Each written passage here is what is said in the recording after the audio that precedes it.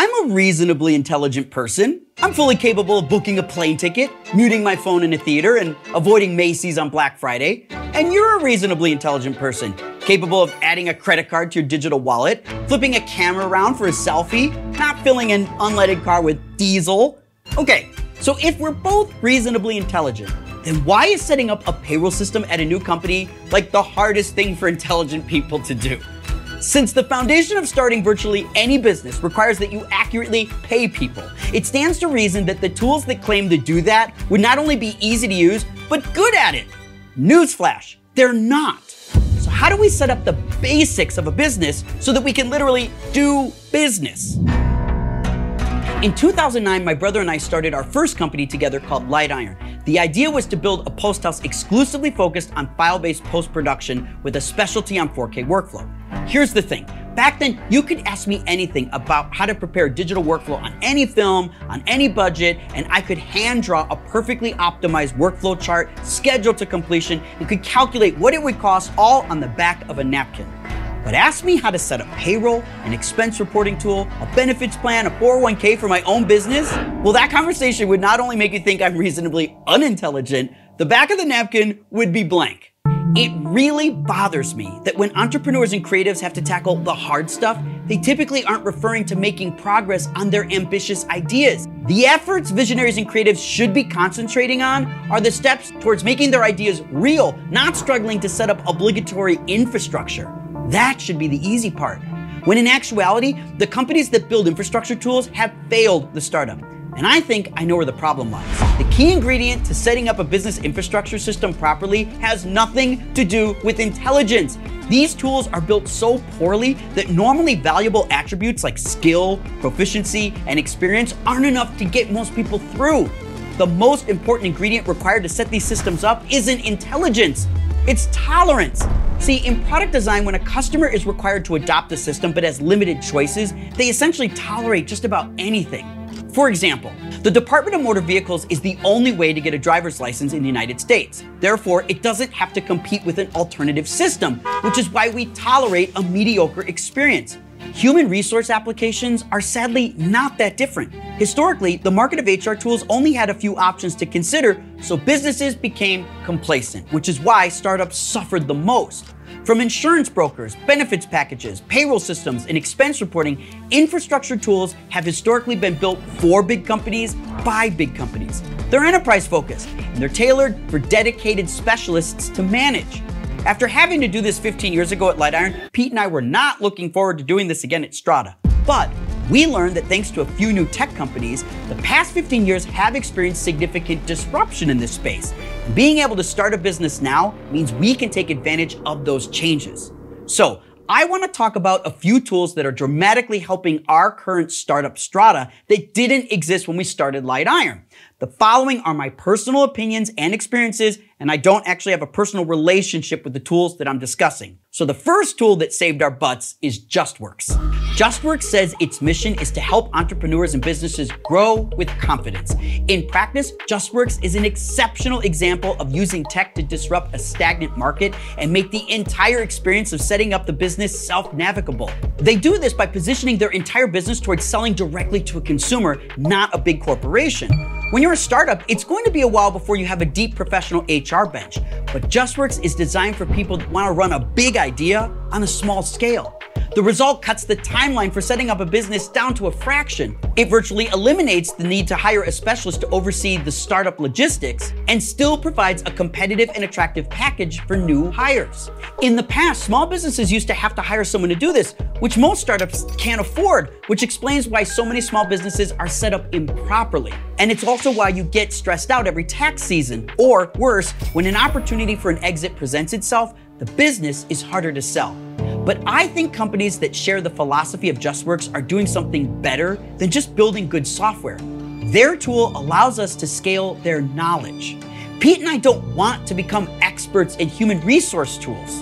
Instead, good technology serves as the expert, and it automates the boring or the complex stuff for you. A decade ago at Light Iron, we paid for a dozen enterprise tools and a dozen lawyers to power our business, but Justworks bundles them together in a single automated web app. In a matter of weeks, we were able to deploy an entire onboarding procedure for employees and freelancers that included payroll, direct deposit, benefits, and expense reporting. Since it's an open ecosystem, there are even APIs that enable us to integrate a 401k provider as well as our equity tracking tool. And when we get stuck, tech companies like Justworks bear the cost of helping us by providing customer success managers for free. This resource is crucial in a startup because it means I can save money and still have access to experts at our fingertips. And perhaps the most significant benefit is that Justworks gets us better insurance rates because Justworks is a professional employer organization, or PEO. So on day one, we're able to offer extremely competitive benefits in a company that's not even 3 months old. I cannot overstate how valuable that is to a startup. Another example is the tool Carta. Carta's mission is to unlock the power of equity ownership. Carta is instrumental in identifying proper compensation ratios and providing equity to the staff. Carta is an unparalleled resource of available information. They even employ a data storyteller named Peter Walker. This guy is like the Gandalf of startups. Peter Walker publishes articles and tables that help us make better decisions almost daily. His insight comes from such an enormous bank of business resources, it's like having backstage access to 1,000 points of reference. For example, Peter published what startups pay their first 5 hires in equity, which better informed our decision-making as we negotiated compensation packages with early hires. Here is a table that shows how to formulate the option pool size to ensure adequate levels of equity for future hires while protecting future dilution. And here is an early stage investment analysis that validates that our focus on AI is a good decision. With data stories like these, we can provide the ideal compensation package for our employees and ensure Strata remains an ideal product trajectory. But not all tools are purpose-built. Some are flexible. So when we started Strata, we had to buy new computers. After receiving my new MacBook Pro, I noticed an app in the dock I hadn't seen before, Freeform. Freeform is a free collaboration and brainstorming tool built by Apple. I opened it and found it to be intuitive, fast, and it uses the same shortcuts as Keynote. Major bonus. And while Pete, Austin, and I are used to putting in 80 hours a week, we know that hitting our goal of delivering a beta of the Strata platform by Q2 next year means we're gonna need some help. But saying you need to hire people is easy. Everybody knows that. But given extremely limited resources, the question we had to ask ourselves was, who do we hire first? And so, Austin and I shared a Freeform whiteboard and began building an org chart. Even though it's early, I didn't want to visualize the company as it exists today. I wanted to visualize the company we want to be. So we started to build out an org chart of what we want it to look like 3 years from now. We use Freeform to break down all the departments. Colors assigned to each department helps with the visualization. Freeform's collaboration features allowed us to work together and map out tasks simultaneously. Now that we have a pretty solid plan for 2026, if we get to 2026, we need to figure out how to break it out. So we expanded each department and outlined that in more granular detail. We can't hire everyone at once, and we have to figure out exactly who's essential to building a minimum viable product. So we designed the plan in phases. Next, we have to work within a fixed budget. So we put the color-coded departments alongside each other, broken down by phase. So this shows us who is necessary from each department and exactly when we need them.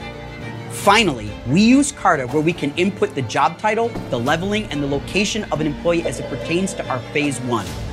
Carta queries a database of tens of thousands of businesses and provides us with a ratio of average compensation as well as how much equity a candidate should be granted. We use Justworks to add in the fringe costs of each employee, factoring in benefits, 401k, and onboarding costs. Armed with this data, we take those figures and plug them into a spreadsheet that has our run rate budget, and it spits out exactly how many people we can afford and exactly when they start. Then we take the timeline we want to deliver an announcement, an alpha, a beta, and a working product. When combined together, the result of all this work is a simple map showing us exactly what to do. We have created a strategic plan of who to hire, which department they belong to, when to activate their start dates, and what phase of the business they contribute to. Hire too many and we burn too much cash before we release a product. Hire too late and we risk running out of time to make the delivery dates. Hire the wrong department leads and the business is lopsided. But balance all these together and we can align on a budget and a build strategy that provides all the benefits of a large company while having the equity incentive of being a startup. So, are there other tools out there that are more flexible or have more options? Sure. But today we would gladly trade off flexibility for velocity. Good software shouldn't only work for big businesses. Rather, it should be designed to scale as you scale. And good software shouldn't require you to be an expert in every discipline. Rather, it should free you up to concentrate on the tasks that you were born to do. So, now that we have a hiring plan, who do we hire first? Well, let's look at the Gantt chart. Well, the Gantt chart says we need a lead designer. I think it's about time for a logo.